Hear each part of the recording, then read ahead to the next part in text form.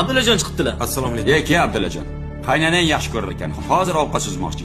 Abdullajon zarur ish bilan chiqibdi. Xo'sh. Xullas, uyni sotmoqchi. Iye. Tushunmadim. Tinchlikmi Abdullajon? Oyimni zudlik bilan operatsiya qilishimiz kerak ekan. Shuning uchun uyni sotishga majburman. Uyingni sotsang birinchi qo'shningga ayt degan gap bor. Bo'ldi qo'shni. O'zimiz olamiz. Voy, uyi biz tashlab 2 qavatli quramiz-a? Ha, xudo xohlasa. Abdullajon qancha so'rayapsan? Bugun maklerlar kelib baholab ketishdi. 80 mingga ketadi deyishdi.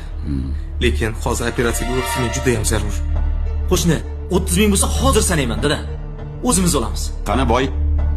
Puling bormi? 30 ming olib chiqchi. Hozir, yur onasi. Mana qo'shni. Xohlasangiz sanab oling. Lekin ertaga albatta notarsga borishimiz kerak. Abdulla. Pulni ol. Oling.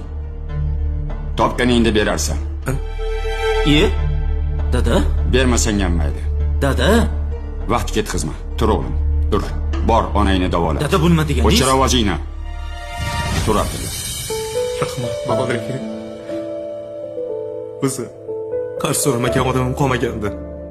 Dada bekor qildingiz shu ishni. Biz unga qarz beradigan qarindoshimizmi? Yo akasimanmi, yo ukasimanmi? Shartta uyni sotib olish kerak edi, bo'ldi. Qo'shnilaringiz siz jam mehribon bo'lib ketasiz-da, dada. O'chir ovozingni. Boyvachcha, onang olamdan o'tganda birinchi bo'lib bel bog'lab yonimda turgan yigit shu edi. Xotiningni dardi tutganda sen safarda eding. Boring kasal bo'lganda kasalxonaga mana shu qo'shni olib bordi. Ha kelin, sizga bu kichkinalik qilib qoldimi? Kammi? Sig'mayaptimi?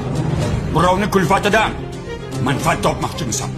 Jon qo'shning o'lim bilan olishib yotdi. Biror marta bir kosa ovqat olib chiqdilaringmi? Hol so'rab chiqdingmi?